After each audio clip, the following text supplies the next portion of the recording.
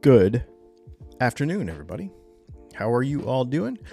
Welcome to the Just Gonna Say It podcast. I have been looking forward to this all week since the last time we did it. I'm starting to really enjoy doing these things, hanging out with you all. So the way we do this is we do it live on YouTube, and we do take questions from the live stream comments. I've got a couple of things I'm going to talk about that I actually prepared this week. Well, not really. I'm just going to tell you about a couple of cool things. And then you saw the thumbnail, and we're going to talk about the state of having a guitar opinion. So anyway, yeah, this is going to be pretty cool. So I hope you all are around. It looks like we've got a few folks. Hey, Murphy's Flab, I don't care about grammar like you do. And we're going to talk about that kind of thing here in just a few minutes. A couple of things I want to mention before we get going is if you have not participated in the Gear of the Best of 2022 Gear survey that I'm doing at the end of the year, it's going to probably be, I don't know, it'll be next week, basically. We're going to make a video. I don't know if I'm going to do it live, what we're going to do. I haven't totally figured that part out yet, but anyway, next week we're going to do a best of 2022 thing. There's a link in the description of this video. You can go down there, you can click it, then you can go vote on it. Basically, we took all the gear from the Gear News segments that we do every week from 2022, and we put it all together and allow you to vote on it. It's pretty interesting. The results of those are fairly interesting so far, so I think it's going to be pretty sweet. The other thing I want to mention, just plug a couple of things. For those of you that don't know, I own DylanTalksTone.com, which we make guitar pickups. And on that page, if you don't need pickups for your guitar, there is a box you can click on, and it takes you to a soldering course that teaches you how to solder on guitars. And that's a very useful skill to have. So definitely check that out. There's a link down there below. So, first of all, let's talk about some fun things this week. Hello to everyone in the comments. Also, I see folks down there saying hi. Let me know where you're from. Not like your address or your social security number or anything like that. Just, where you're from generally, hemispherically or provincially or state or, whatever. That'd be kind of cool to know. I like knowing because we have a lot of people from all over the world, so it's kind of fun. A few fun things this week we're working on. We've got going. We released our Thruxton humbucker pickups last week, which was absolutely bonkers. They are so fun. Those actually already started shipping. So we shipped some yesterday. I believe went to Hong Kong. So that's pretty cool. Alnico 2, kind of my take on Slash pickups really is what it really came down to because it's really fun stuff. Worked all day today on the Maestro pedal review. So Gibson sent me, they said they're going to send me all 10, but they sent me 5 at a time. They sent me all of the time-based pedals. So like phaser, envelope filter, I don't know, a bunch of different stuff. They sent me chorus. What else? There's 5 of them. Phaser, envelope filter, chorus, tremolo, and delay. Those are the 5. And so I worked on that today. What a fun bunch of pedals. Really neat stuff. So that video will be coming out, I think, Friday. I think you're going to dig that one. For $150, they're not terrible. And they're really, really good. Fun. Just really fun stuff. I don't know what the weather's like where you are, but it's freezing cold here. So we're having coffee in the afternoon. The PRS pedal reviews are still ongoing. We did the horse meat, or as I like to call it, the IKEA meatball review. So that's done, but we've still got the phaser or the flanger to do and the compressor. So I'm going to work those in the next week or so. The RevStar project is going well. So we have the neon yellow Yamaha RevStar. So that project's going really well. I've got to make one more pickup for that, probably Friday. And then we'll start working on shooting that next week. That's going to be a really cool thing. I think you guys are going to like the mods that we're going to do to that RevStar. And we sold the MGK signature Schecter last night. So I've got to ship that in the next day or two. So that's pretty cool. We got a lot of neat stuff going on the interwebs. I'm really stoked about it. Let's see. We've got Maine. Wow, yeah, we've got some cold places. We've got some everywhere places. California, you're cheating. The weather's probably nice there. Ooh, Spain.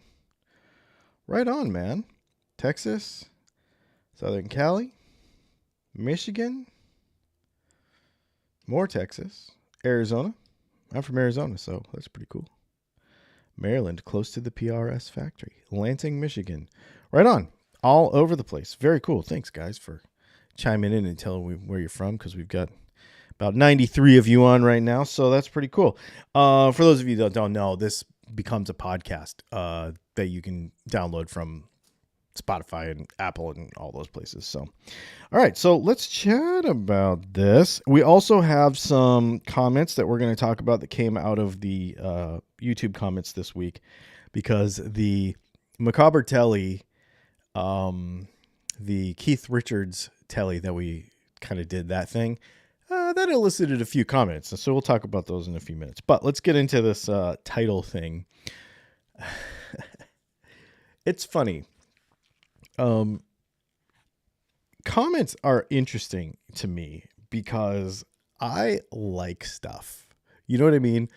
I spend my time learning about stuff that I like. That's literally what I do. That's why I do what I do for a living. That's why I love learning stuff. So I'm always like investigating, right? Never in my life, one time ever in my life, have I disliked a YouTube video or thought it was mildly inaccurate or there was a mistake in it. Never did I do that, or the grammar wasn't perfect or whatever. You know what I mean?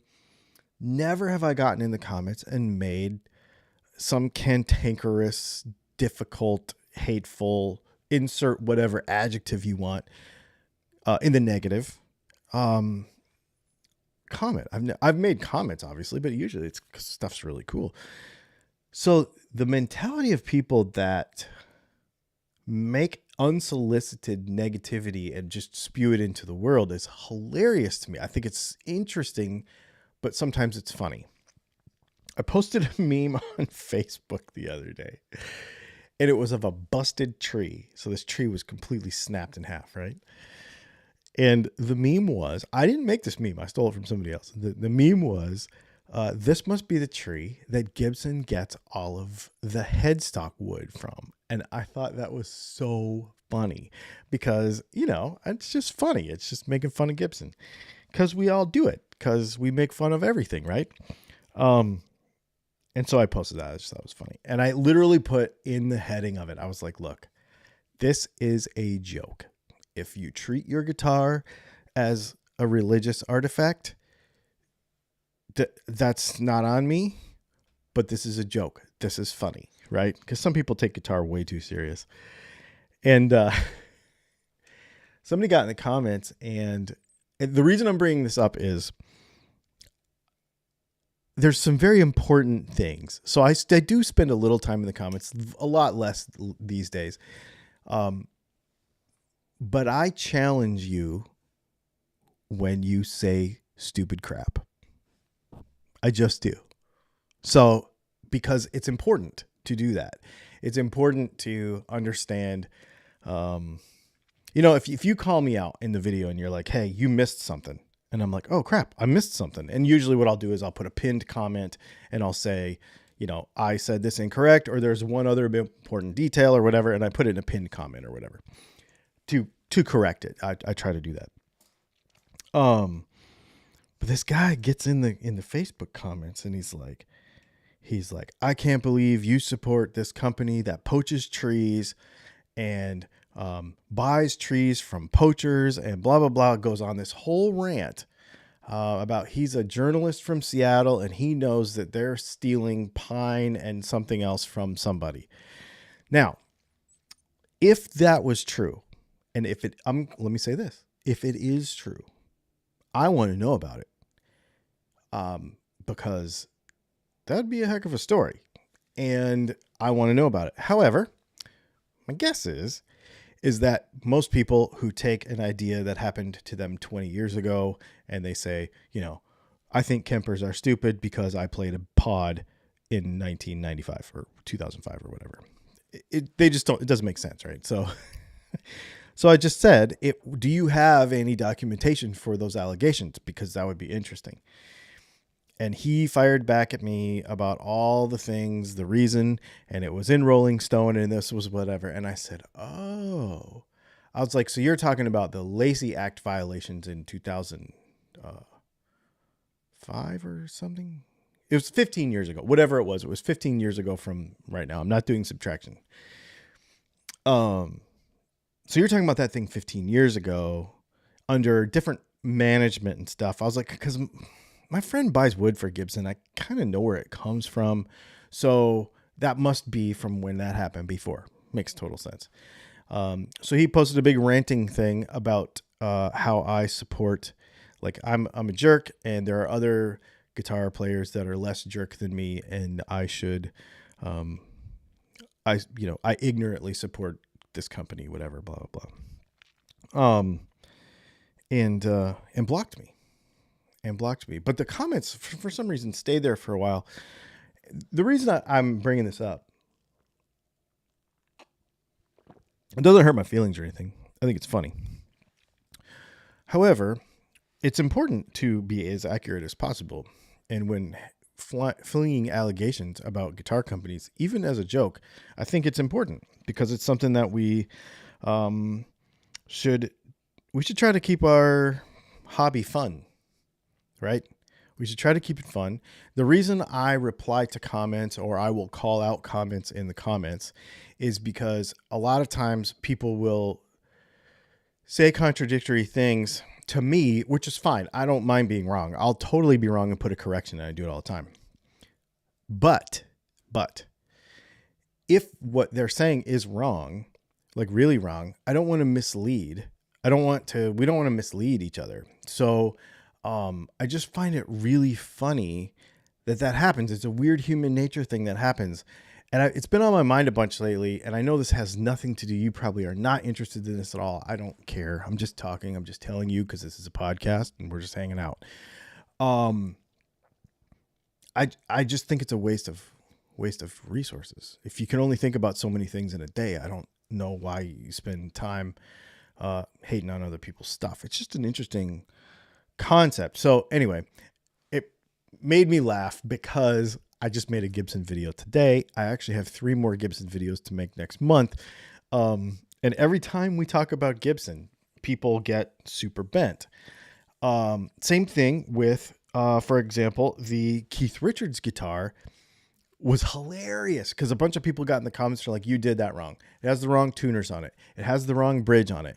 Where's the, and I'm like, people got onto me about the tuning, but I told them I'm not good at open G. Like I'm just not, I've never messed with it. But the thing is this guitar was built for a purpose, for a guy, an actual guy who plays in an actual band. And yes, he does play Keith Richards in a very successful, tribute band to the Rolling Stones. It's called Mick and the Stones. If Google it, they're really good. Mick and the Stones. That's what the name of the band is. Really, really good. You should check them out. So the idea was to make this thing a 50-footer, to make it appear, for theatrical purposes, but also sound good and play good and be a functional guitar. A good guitar. And it worked. It's right here. It's really, really cool. It came out really awesome. So super fun. One of the things that I did, people were asking me about the guitar itself because I didn't review the guitar. I've said many times on this channel, I'm not typically going to review those Asian knockoff guitars. Apparently, it was designed by a guy in England, or company. Apparently, the company originates in England. I don't know. Okay. I didn't look into it, and people were like, well, you're lazy for not looking into it. The reason is because I'm not interested. And I've said many times on this channel, I do not promote products that I will not fully support. I wouldn't buy one of those guitars. I would buy a Squire. The guitar's not that cheap. It's like $800. I would go buy a Classic Vibe Squire, and then I would do the things to that guitar. You'll end up with a much better instrument in the end. That's why I didn't go all into detail about the guitar, because I just didn't find it that good. The only reason I did the project is because Shane was a friend of mine, and I thought it was a really interesting rabbit hole to go down, because I've never done any Keith Richards looking into. The other reason I want to talk about this particular thing is I would like to know from you what other artist builds like that are really unique could you think of that maybe we could do, that maybe we could buy a Squire, or we could buy a low to mid level. Now, I'm not going to go out and get $200 garbage, because they need to be good playable guitars. So, if we have to go buy a Squire Strat or a Squire Telly or whatever, I'll do that, because I think it would be really fun. Maybe we do do a Gilmore. If we can get a black Strat and then make it into a Gilmore, that'd be pretty cool.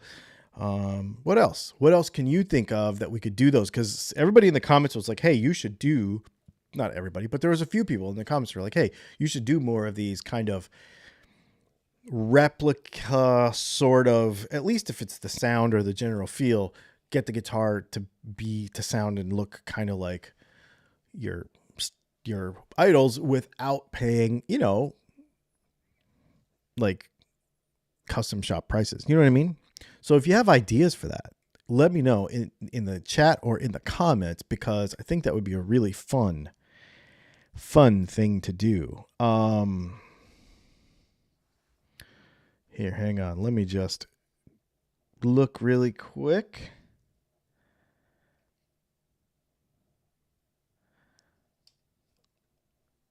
I am just scrolling through the comments right now to see if there's any. Where did you get blocked? The gear page? I honestly don't even go on the gear page at all.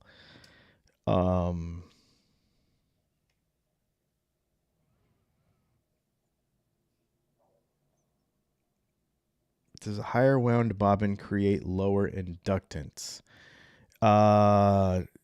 Theoretically, no, but there's a lot of ways to answer that question.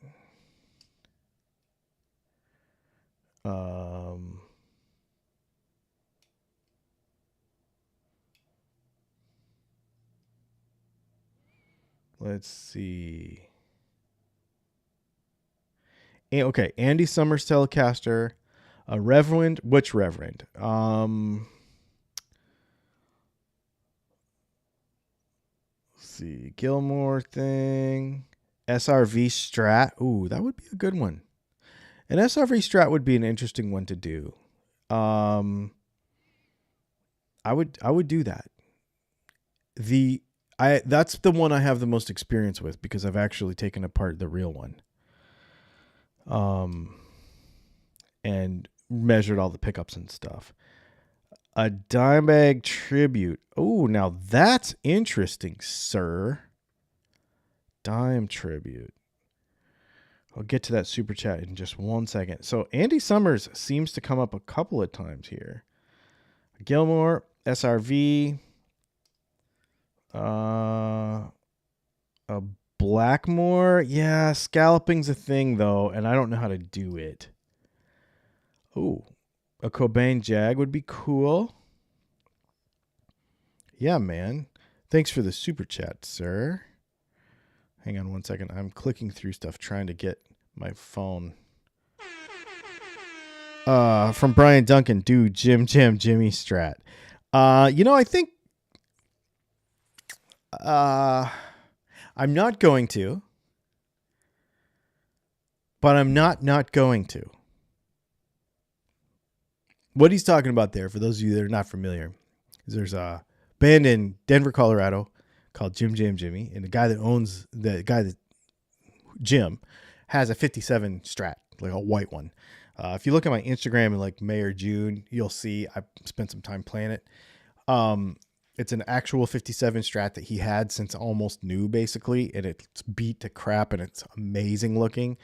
Not relic, like it's real, it's super cool.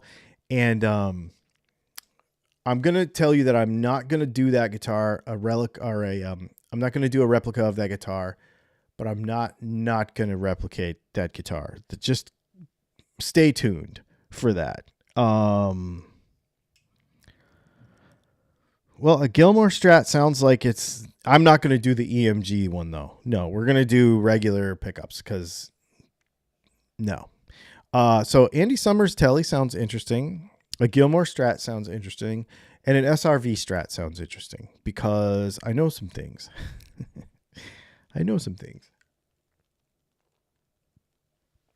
Kind of third hand, but I got to see the prototype number one of the custom shop that they did years ago. I actually got to see both of them, the Brothers one and then the SRV number one. I got to play both of them and measure the pickups and do a bunch of spec checking and all that kind of stuff, which is really cool. The guitar is terrible, actually, so it would be really fun to do that and do it kind of the way it was done. Yeah, that would be kind of fun. An Angus Young SG. Now that sounds interesting. A Buddy Guy. Yeah, man, that would be an interesting thing. Both of those would be very, very cool. Yeah. So that was kind of one of the things I, wanted to talk about. Awesome. A Blind Faith Telly. Oh yeah. What do you think of the lace sensors in a Strat? I'm not a lace sensor fan anymore. Well, I used to really like them. I liked them much more than a stock set of pickups, but now that I make pickups, I make stuff that's better than the lace sensor, in my opinion. Well, they do things, I shouldn't say better. Lace sensors do a thing, but there's another thing that I want Strat pickups to do, and those don't do that. And so that's why I don't like them anymore.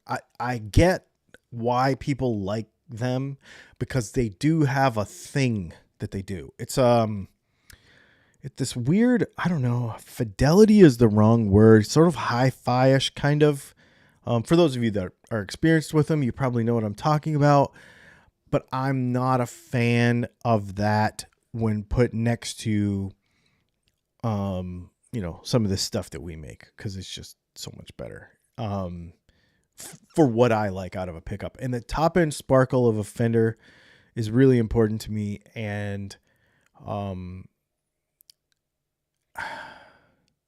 there's a way to get a really low output pickup to hit an amp right. And that is something that I'm really proud of. And I really, really like that. And it's something that other pickups don't do. And it's something that lace sensors definitely don't do. The thing is, it's interesting, is I had a set of lace sensors in my personal Strat when I started winding pickups. Now, my very first prototype set of Strat pickups is actually in my Strat. But before those pickups were in there and some other ones that we tested, I had lace sensors in it. So I was able to actually compare and change from the very beginning. I actually just thought of that I forgot that I had those in there right during the very first early Strat testing stages, which is a really cool thing. Iron Crown of Crom says an Al Green Flying V. I have been thinking about doing a Flying V. I have also been thinking about doing a Leslie West Flying V. That's not my idea. Somebody else gave me that idea, but I thought that would be really cool. But if I was going to do a Leslie West one, what we would probably do is buy an Epiphone one, and I would do it if somebody wanted to buy it when I was done. You can get a flying V on Sweetwater, I could actually, what I would do is I would buy it and then you just pay me for it and I'd have it shipped here. But it would cost you about $700, I think, something like that, to get an Epiphone Flying V. And then we would make it into a Leslie West, and I think that would be super, super, super cool. That would be really fun. Al King. Yeah, not Al Green. Yep, you're right. Among your tele-sized, strat-sized, and hum-sized P90s, which sounds most like a regular P90 and why?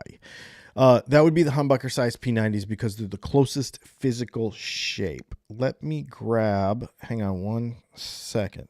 So this is a common misconception about pickups that a lot of people have. Hang on. Oh, I thought I had a P90 bobbin over there, but I don't. So this is our Telecaster. This is our Telecaster sized P90. And the reason it will never sound exactly like a P90 is because it's not the right shape. The coil shape is the most important thing in pickup design. I would say coil shape and wire, even more than magnets, are super important. The coil shape is the most important thing. So since this is tall and skinny, it will never sound like a P90 that is short and fat, even with the same amount of wire on it. If you put the same amount of wire on there, the same wire, it will never sound exactly like it because the coil shape is different. You can change the height of a Stratocaster pickup by 1/8 of an inch or a 1/16 of an inch, and it will sound different. So that's why they never sound the same. The humbucker sized one, because we do not use, so if you go to I don't know, if you go to Mojotone, you take it apart and the inside of their humbucker size P90 is just a humbucker bobbin with a bunch of wire on it. That won't sound like a real P90 either. We use a bobbin that keeps it 1/4 inch tall, and it just has, I think it only has like 600 less winds or something than a regular P90. So it's really, really, really, really close to a regular P90. Yeah, that's a great question. Do you know anything about installing a tone knob and mid boost control? I have not experimented with that. I do know that the RevStar back here has a really interesting tone circuit in it. And when we do the video on that one, we're going to talk about that because it's a very cool setup. Cigar box blues guitar. I've done cigar boxes. I'm over cigar boxes. We've done them. I used to joint build with another guy cigar boxes, actual wooden cigar boxes, not cardboard ones, like real ones with a neck and proper scale and everything. And they were amazing. But I'm kind of over them.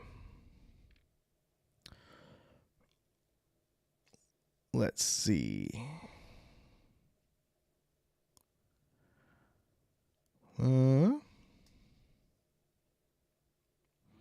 See if there's any more questions in here.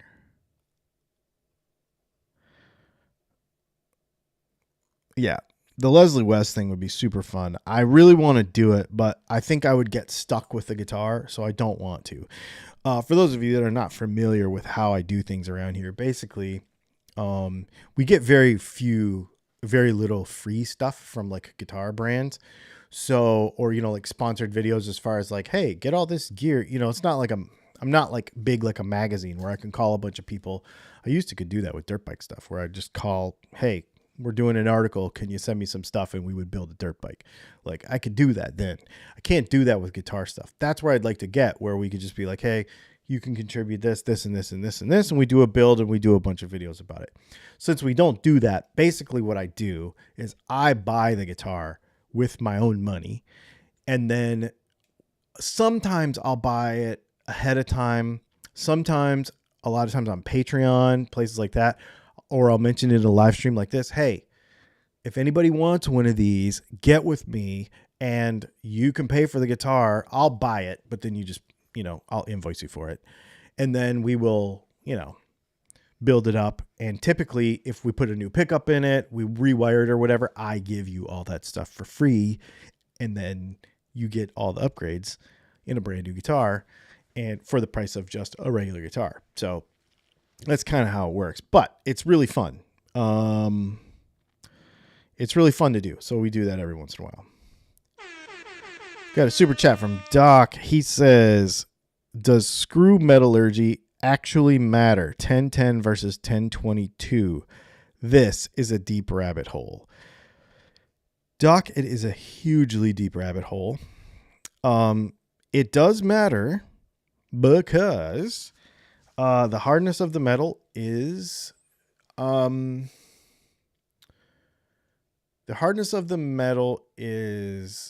affected by, it's different than knives, right? But kind of not.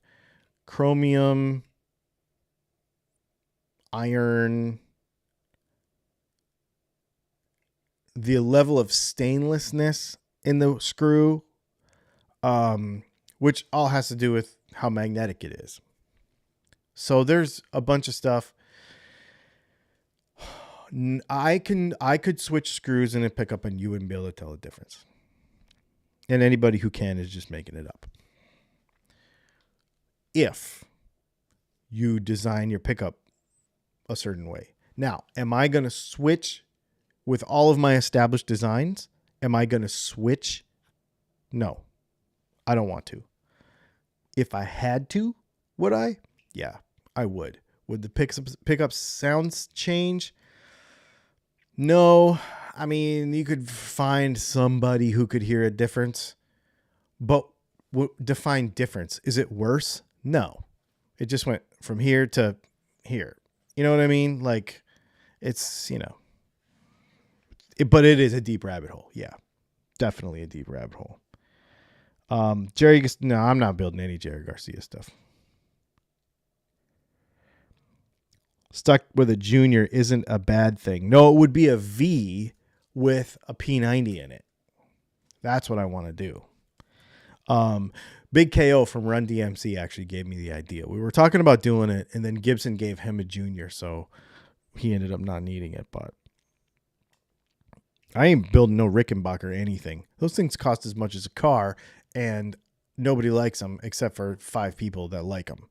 So I'm not into that either. I mean, they're cool, but yeah, I think the Gilmore might be the next one, something like that. We'll have to see. I think that'll be a pretty cool deal. Let me see what else we got going. Yeah, I have 2 juniors right now. I actually have a custom one and I have a Gibson one. And how important is the trem block size? Put question marks in front of your questions if you would. That would make it easier. Or use a super chat. That would make it really easier to find your questions, because I'm not seeing questions in here. Would be cool to do a budget B bender. I've thought about that, but okay. People don't like it when I talk about money, but I'm being real with you. I was looking at a couple of videos I made this morning, and I'm like, I know that it cost me X amount of dollars to make these videos, and in 6 months, these videos made me $200. So kind of wasn't worth making these videos.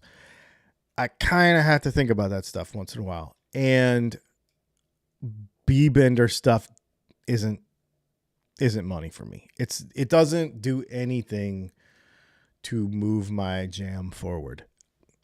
I hate to say that, but it's kind of, and I'm not interested.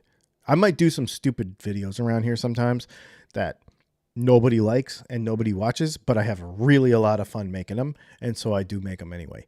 For example, pedal reviews. For some reason, nobody watches my pedal reviews. Probably because I suck at guitar playing, but there's a lot of people that suck at guitar playing and their videos get watched. I don't care. I like them. I think they're fun. I like doing them. I enjoy them. This one, I spent a whole day shooting this thing, and it was really, really fun. So I like that stuff. So every once in a while, yeah, I will shoot stuff that I like that nobody else watches, but I'm not going to do it on purpose on something I don't like, if that makes sense. A good example of that would be I did one of these guitar build projects with somebody from Patreon. He bought a guitar. I got the guitar. I had it sent here. I put new pickups in it. I did all the upgrades. And I never, to this point, actually, I'm shooting a video this week about it, but I never bonded with this guitar. I just didn't like it. I couldn't. It was a baritone. And I thought I was going to be a baritone guy. Like, I thought I was going to this thing is going to be the coolest thing ever. And man, I just couldn't get with it. And so that thing has sat here and sat here and sat here because I have not made a video about it because I can't like it. I'm trying to. I really want to think it's cool. And I do think it's cool. If I listen to Chevelle or somebody, I'm like, holy crap, I love baritones. And then I get it in my hand and I'm like, yeah, it's not my thing at all. I love how they sound. I can't do it. So it's like, I'm just totally not into it. It's so funny. What is a Yosemite pickup? I've heard them in an American Performer Fender, and it sounded very good. They are very good. They're just an Alnico 5, I think, pickup. They're just a pickup. They're good. They sound good.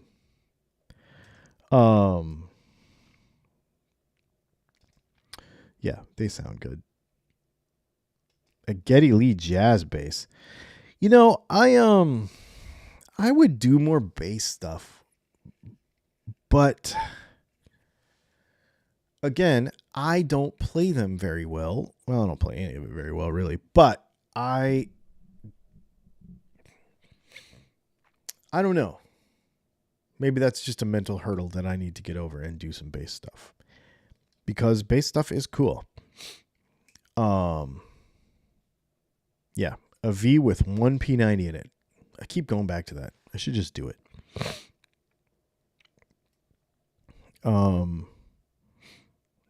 Same thing with your 8-string bass. Yeah, sometimes it sounds like an awesome idea. The whole idea of a baritone is so cool to me. I just think it's so cool. And I should say that since I'm by myself in a room most of the time, it's hard to get inspired to make a new sound because there's no interaction really. So sometimes I think that if I was playing with somebody else, that it would turn out I'd be like, oh yeah, dang, I could come up with a way to use this, or it would have a place, but I just don't know what that place is, especially since I'm by myself. Weird question. Having a hard time dialing in the feedback on the Filtertron you made me. I'm used to humbuckers. They seem to feedback harmonically in tune with what I'm playing, not the Filtertrons. So Filtertrons are funny.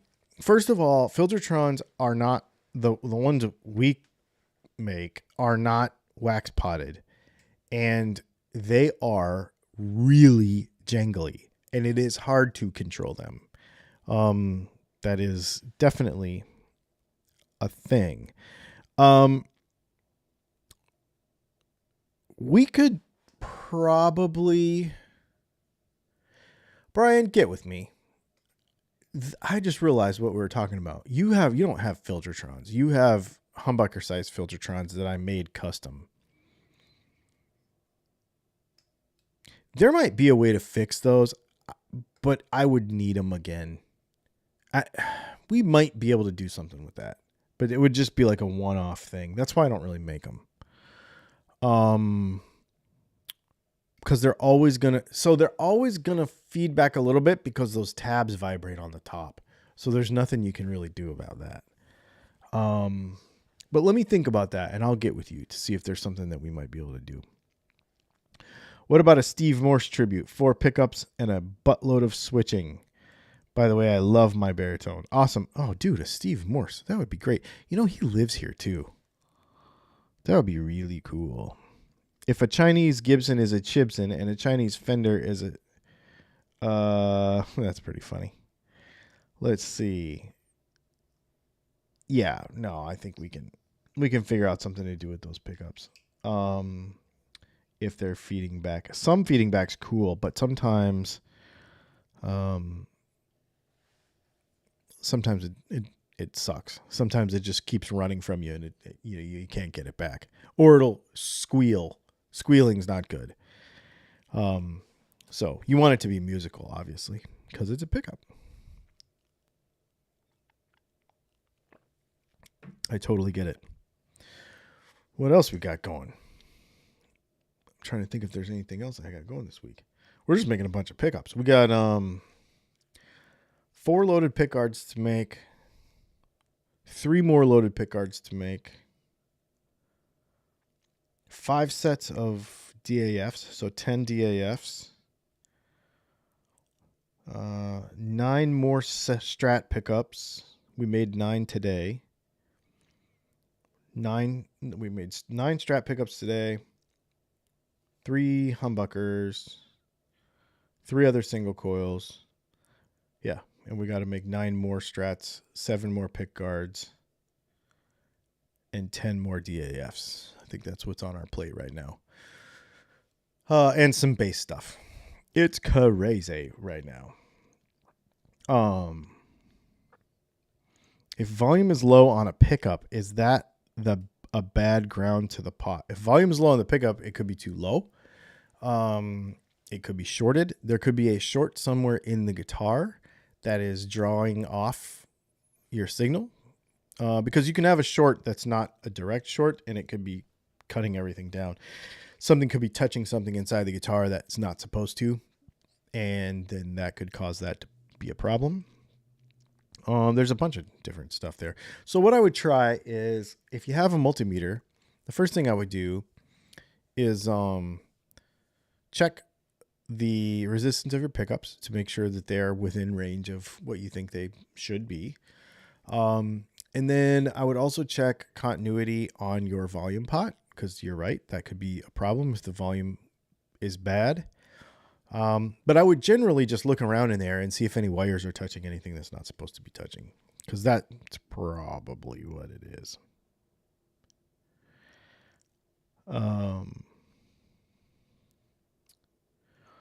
Let's see.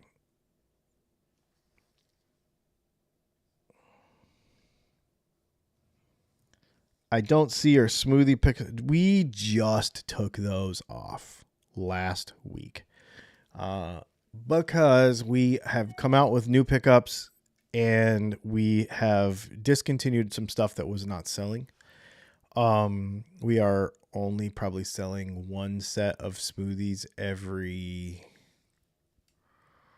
4 months, something like that, like hardly at all. And so we ended up taking them off the market. Yeah, if it's a rat's nest, to be honest there, Stu, you probably have something touching something that's not supposed to be. I would start eliminating stuff. You know what I mean? Start just generally eliminating. So if the pickups are good, you can start at the switch. Switch, volume pot. Make sure that that's clean, going from the switch to the volume pot.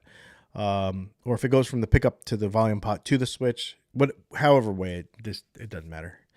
But it probably goes from the pickup to the switch to the volume pot, and then the tone pot comes off of that. So just get that signal path right. What I always tell people when you're dealing with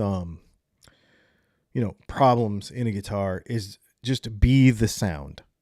Like, we used to say this in racing stuff, when you're assembling a cylinder head, you don't look at what's not there. You be what's not there. So, you look at a cylinder head and you'd be like, that looks like it should be the right shape. No, you be the air and you travel through it. Like, imagine yourself traveling through it. Oh, I would get hung up on this right here. Let me polish this one little spot. Same thing with a guitar. Instead of looking at the components themselves, be the signal going through the guitar. So you start with the string. The string vibrates within the pickup flux field. Then the pickup goes from the wires in the pickup. It goes usually to a switch, right? And then it has to go through the switch, and those contacts need to be made. And if those contacts are being made, Then the signal goes from there to the volume pot and then out to the output jack. The tone steals some signal off to the side and rushes it through a cap. But if you can be the signal going through there instead of looking at the parts, that's the easiest way to do it. Just follow it through. That's what I do. I know it's a stupid imaginary thing to think about, but it really helps to think about the signal, not the components. Because everybody will be like, how do I test the volume knob? How do I test it? Well, the signal goes from here to here, goes through here, and it comes out here. Where did it stop? You know what I mean? That's what got blocked up. What is open so it can't go anywhere? Where did it short to ground? Before this or after this? You know, being the signal helps. So it's a nerdy thing, but it's like one of the things that I have always, yeah. Now, let's see. Is now a good time to send you the Mustang P90 pick guard? Yes and no. Rob, send me an email and I will sort you out with that. We'll get you sorted out. Cheers. It's okay. It's a Les Paul build. Yeah. So, okay. So with that one, the pickups go to the volume pot, right? And then it goes from the volume pot to the switch, right? Yeah. So just be the signal, follow it through there and figure that out. And by the way, your guitar playing is just fine. Yeah, it is not. But, you know, we do what we do. I don't worry about it. I will tell you, I rarely get triggered when somebody says something to me on YouTube or Facebook or anywhere else. I can't. You know, we have so much interaction with people every day, thousands, hundreds, depending on the day. When somebody gives me a hard time about being a guitar player or not being a guitar player, that is the least offensive. You cannot offend me with that. And the reason is, it's not because I don't care. It's because I know what I'm good at, and guitar playing is not that. I do not make my living playing guitar. I make my living making you sound good playing guitar. That's what I do. So I listen better than I play because it takes listening either to you to solve a problem, sell you a product, whatever, or it takes listening to music and listening to sounds and listening to how you play to get you the right stuff. So that's what I care about. I can play enough. I mean, I've played in bands and stuff. I play enough to be able to listen to the sounds and understand what they're doing. And I play enough to enjoy myself. And that's all I really care. Yeah.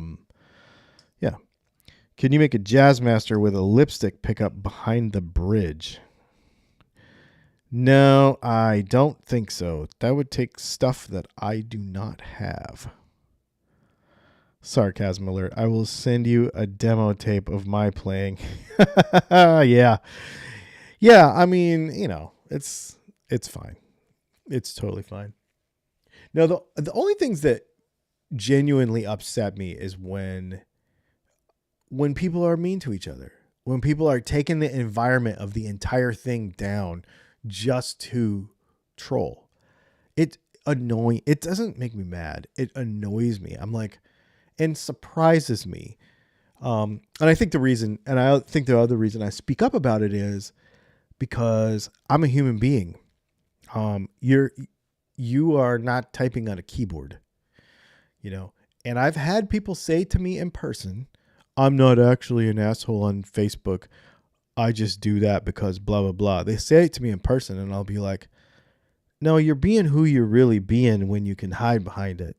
So if you're a jerk here, you're a jerk in real life. I'm sorry, but you just are. The end. Whether you want to admit it or not, that's another story. But I also understand that some people hate their jobs. Some people are having a bad day. Some people are upset, you know, because they stubbed their toe coming into the office and the first thing they saw was my video and had to say something about my guitar playing. So I don't hold it against anybody, but I also do go, you should second guess how nice you think you are. Just calm down and be cool. And, maybe they stubbed their toe today. Let's give them the benefit of the doubt.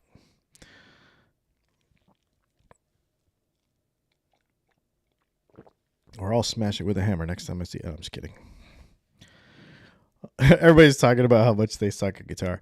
Yeah, I love guitar stuff.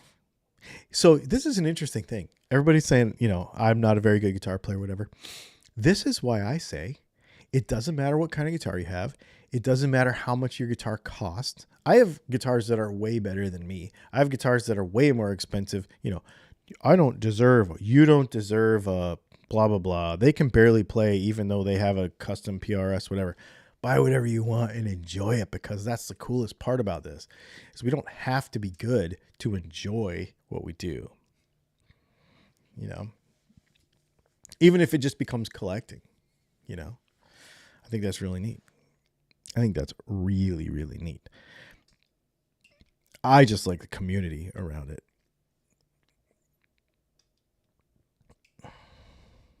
I'm having a terrible day, but why bring somebody else down? I don't get it. Well, I am sorry that you're having a terrible day, dude. I'm having a rough one because the rain and the cold is making my spine hurt real, real bad. But, it's every day. Only today is a bad day. But if it wasn't today, it would be tomorrow, and it would hurt just that much that day. So I don't really complain about it. You just kind of do what you got to do, which is really funny.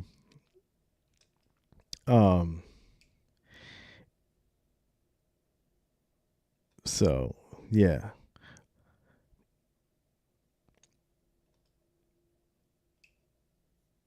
You have a Les Paul Standard and you suck. You said it, I didn't. I'm just kidding. You probably don't suck, and you probably have a really cool guitar. I really want a Les Paul.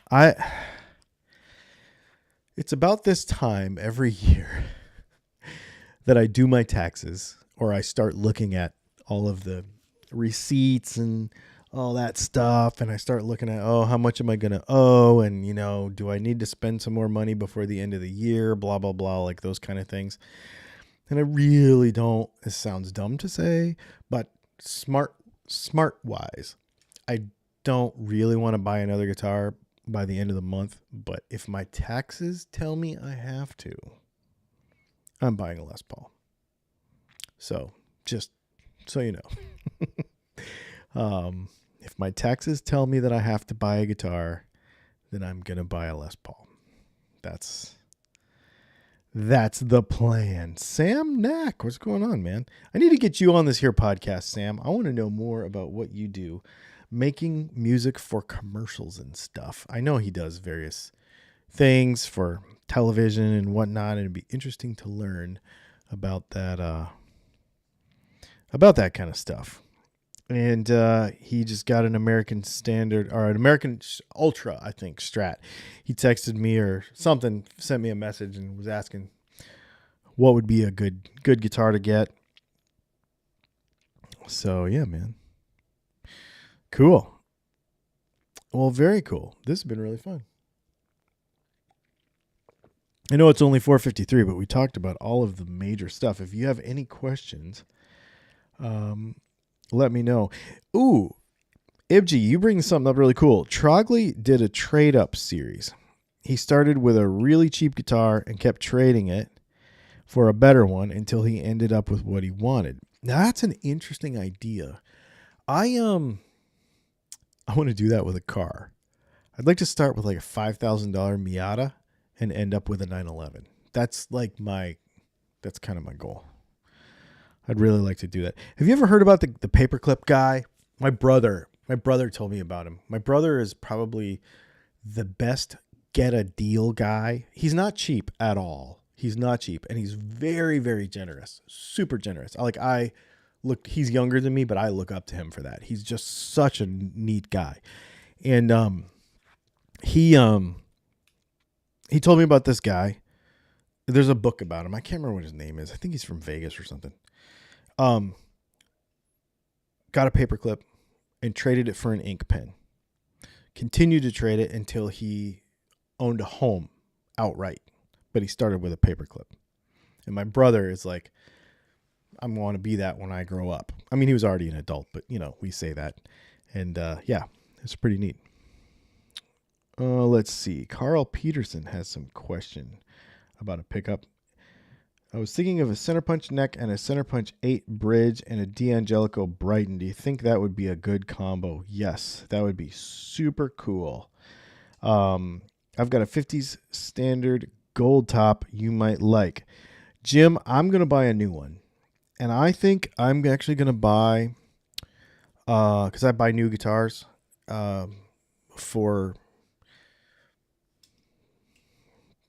taxes and whatnot. I'm going to buy, and because I like buying new guitars, I think I'm going to get the November Burst / Les Paul, because Leslie is like, well, if you get a Les Paul, you have to get a / Les Paul. And November Rain is her favorite song of all time. And so she's been the one telling me your first Les Paul should be that one. So I'll probably get that one.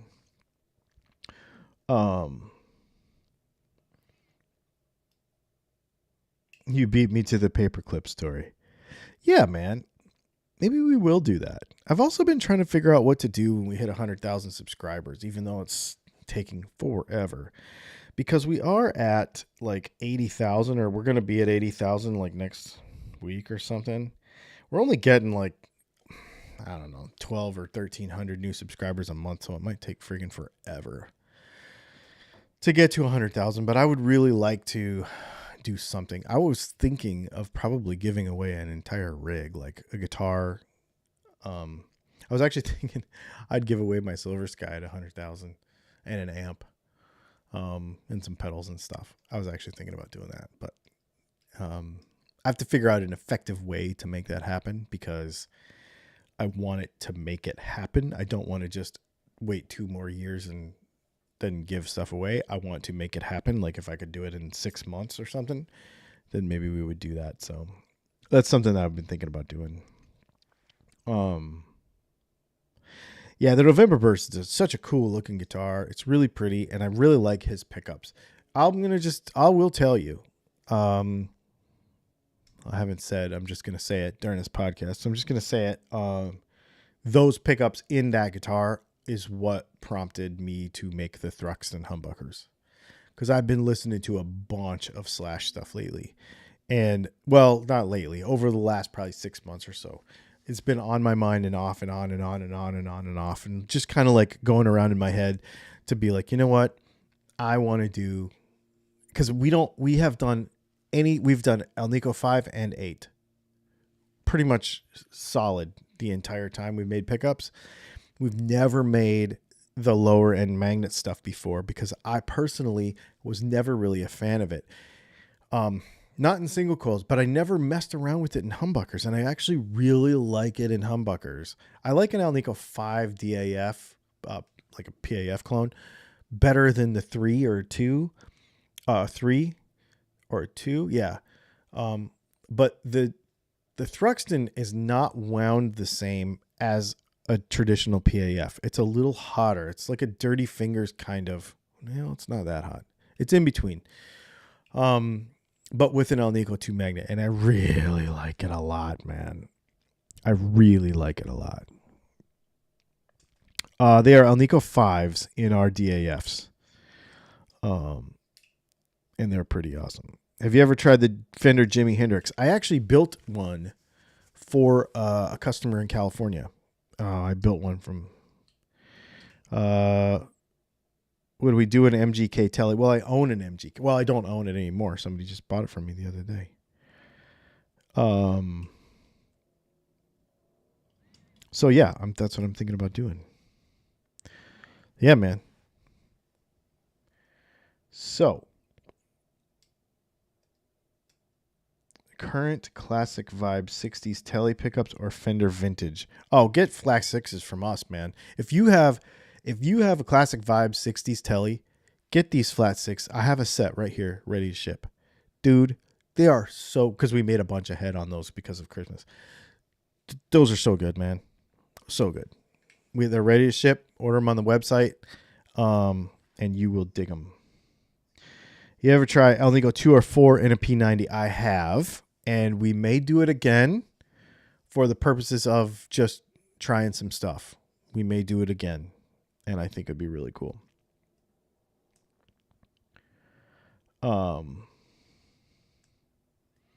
So yeah.